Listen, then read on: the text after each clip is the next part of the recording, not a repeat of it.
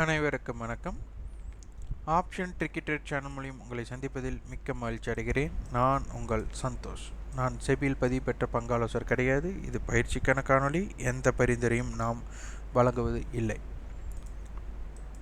இன்றைய தினம் செப்டம்பர் 2ஆம் தேதி 2024ஆம் ஆண்டு சந்தை எப்படி ஆரம்பமாகலாம் அப்படின்னு கிஃப்ட் நிஃப்டி பார்க்குறோம். 7:11 அடிப்படையில் 25,409 அப்படிங்கிற இடத்துல வர்த்தகமாயிட்ருக்காங்க.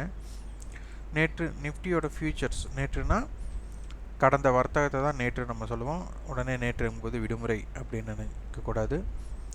அப்போ லாஸ்ட் ட்ரேடிங் டேயில் நம்மளுக்கு நிஃப்டி ஸ்பாட் 25,235 க்ளோசிங் வந்துட்டு நம்மளுக்கு 25,376 ஃபியூச்சர் பண்ணியிருக்காங்க.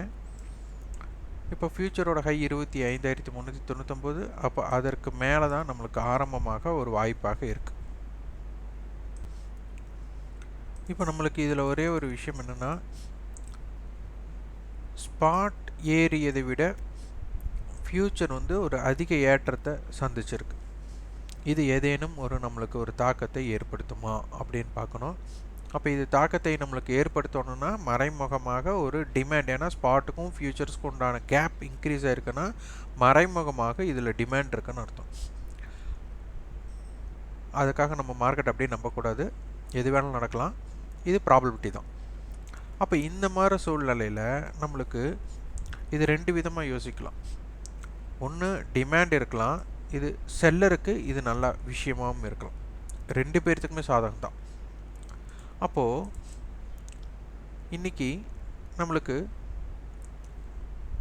ஓப்பனுக்கு மேலே, எஸ்டர்டே ஹைக்கு மேலே, ப்ரீவியஸ் க்ளோஸுக்கு மேலே நிலை பெறும்போது நம்மளுக்கு ஓப்பன் ஈக்குவல் டு லோ இல்லை ஓப்பன் லோவுக்கு உண்டான டிஸ்டன்ஸ் அல்லது டிஃபரன்ஸ் வந்து ஸ்மால், சின்னதாக இருந்ததுன்னா ஓப்பன் டு ஹைக்கு உண்டான லெக்கு வந்து பெருசாக இருக்கிறதுக்கு அதிகமான ப்ராபபிலிட்டி.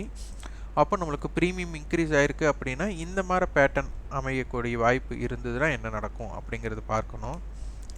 அப்படி இல்லாமல் இது அனைத்துக்கும் மேலே இருந்தாலும் ஓப்பனுக்கும் ஹையுக்கும் உண்டான தொலைவு குறைவாகவும் ஓப்பன் ஈக்குவல் டு ஹை அப்படி கொடுக்கறக்கூடிய சந்தர்ப்பம் அமைந்து உங்களுக்கு சந்தை வந்துட்டால் நம்மளுக்கு ஓப்பன் டு லோ லெக்கு தான் பெருசாக இருக்கணும். அப்போ இந்த மாதிரி லாஜிக் என்ன இந்த மாதிரி அமையுது இன்றைக்கி அப்படிங்கிறத குறிப்பெடுத்து பாருங்கள். ஏன்னா வந்துட்டு சில விஷயங்கள் நம்மளுக்கு தெரியும் போது அதற்கேற்ற சூழ்நிலையும் நம்மளுக்கு இருக்கணும். அப்போ அதற்கேற்ற சூழ்நிலை நம்மளுக்கு இன்றைக்கி வந்து வீக்லி ஓப்பன் நம்மளுக்கு வந்து இன்றைக்கி ஆரம்பம். அப்போது இந்த வீக்லி ஓப்பன் ரேஞ்ச் தான் இந்த வாரத்தோட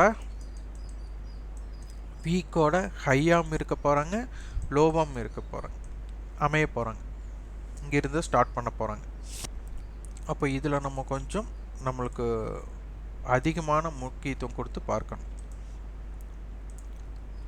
இது வாரத்தோடைய இதில் வந்து நம்மளுக்கு ஸ்ட்ரேடல் கொடுத்துருக்காங்க 25,200, அதுக்கப்புறம் 25,300, 25,250,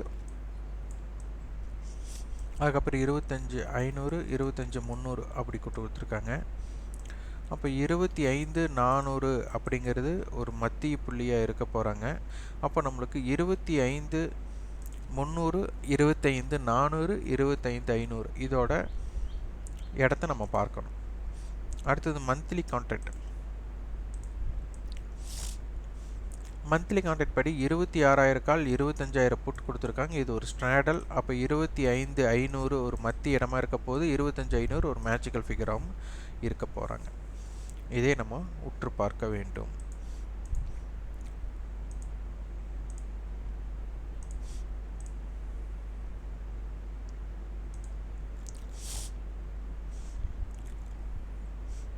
அப்போ 25,300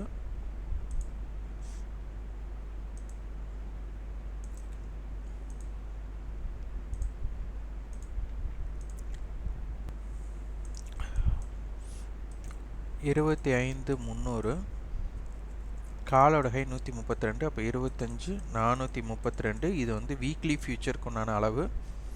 இவங்க 25,300 புட் ஆப்ஷன் 182, 25,118 இந்த இம்பேக்டட் ஜோன். க்ளோசிங் பார்த்தா 2 பேருமே 118, ஏன்னா அட் த மணியில் க்ளோசிங் ஒரே மாதிரி தான் இருக்கும். இப்போ அட் த மணியோட ப்ரைஸ் பார்த்தா 118 அப்படிங்கிறது நம்மளுக்கு தெரியுது. அப்போ 25,418, இந்த பக்கம் பார்த்திங்கன்னா 25,182. இந்த 2 பிரீமியத்தையும் நம்மளுக்கு ஆட் பண்ணோம்னா 200, இது 20 இப்போ 240 வச்சுக்கோங்க. அப்போ 25,540, இந்த பக்கம் 240 கழிச்சோம்னா 25,060.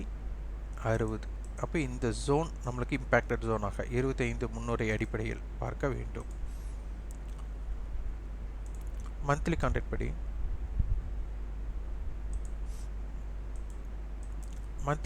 படி பார்த்தீங்கன்னா நம்மளுக்கு 25,400.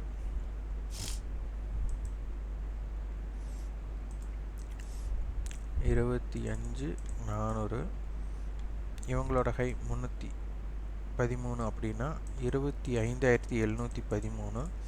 இவங்களோட ஹை 400 அப்படின்ட்டா 25,000. இது ஜோன். 2 பிரீமியம் 300 ரூபாய். அப்போ 25,700 இந்த 300 வச்சுக்கலாம். அப்போ 25,100, இந்த 2 பிரீமியத்தை ஆட் பண்ணால் 600 புள்ளிகள். அப்போ 26,000, இந்த பக்கம் 24,800. அப்போ இந்த ஜோன் மந்த்லி ஜோனுக்கு இது ரொம்ப ரொம்ப இம்பேக்டட் ஜோனாக பார்க்கப்படும். பேங்க் நிஃப்டி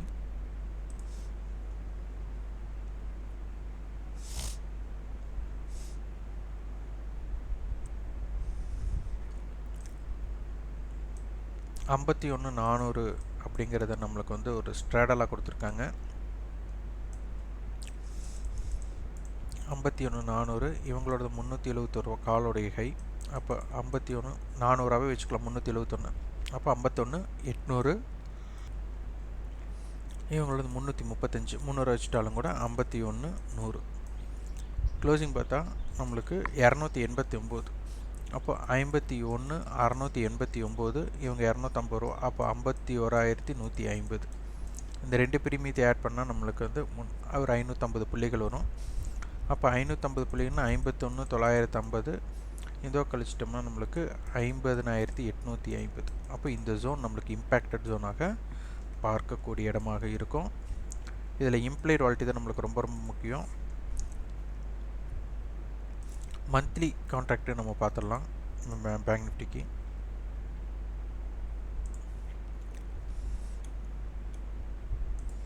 51,500 கால், 52,000 கால், 51,500 புட், 51,000 புட், 53,000 கால், 51,000 கால், 52,000 புட் அப்படியெல்லாம் கொடுத்துருக்காங்க. அப்போ ஜோன் 53,000 டு நம்மளுக்கு வந்துட்டு 50,000 இருக்கிறதுக்கு உண்டான வாய்ப்பும் 49,000 அதிகமான இருக்குது. அதனால் மொமெண்டம் நம்மளுக்கு இருக்கக்கூடிய வாய்ப்புகள் இருக்கிற மாதிரி நம்மளுக்கு தெரியுது. ஏன்னா வந்துட்டு கொஞ்சம் வைடில் இருக்கிற ஸ்ட்ரைக்ஸ் எல்லாமே கொஞ்சம் ஆக்டிவில் இருக்குது மந்த்லி கான்ட்ராக்டில். இது கொஞ்சம் நம்ம யோசிக்கணும்.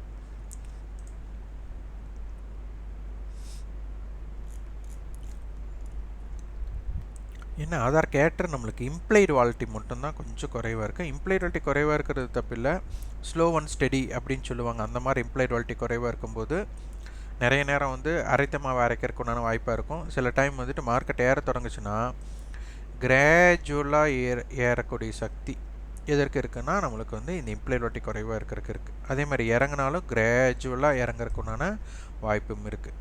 அதனால் சந்தையை வந்துட்டு நம்மளுக்கு உற்று கவனிக்கணும். ஆனால் என்னென்னா இம்ப்ளைடு வாலிட்டி இருக்கும்போது நிறைய ஸ்லோ டவுன் சைட் வேக்ஸ் எல்லாம் மாற்றுறதுக்குண்டான வாய்ப்புகள் மிக அதிகமாக இருக்கும். இதை மந்த்லியில் எப்படி இருக்காங்கன்னு பார்க்கலாம். மந்த்லி பேங்க் நிஃப்டிலையும் அதே மாதிரி தான் ஒரு 15க்கு குறைவாக தான் இருக்கிறாங்க. நிஃப்டியோட இம்ப்ளைடு வாலிட்டி பார்த்துடலாம்.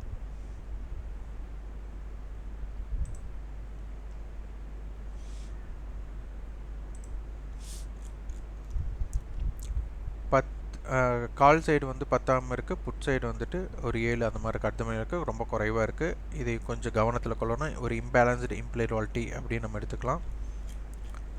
மந்த்லி எக்ஸ்பைரிக்கு பார்க்கலாம்.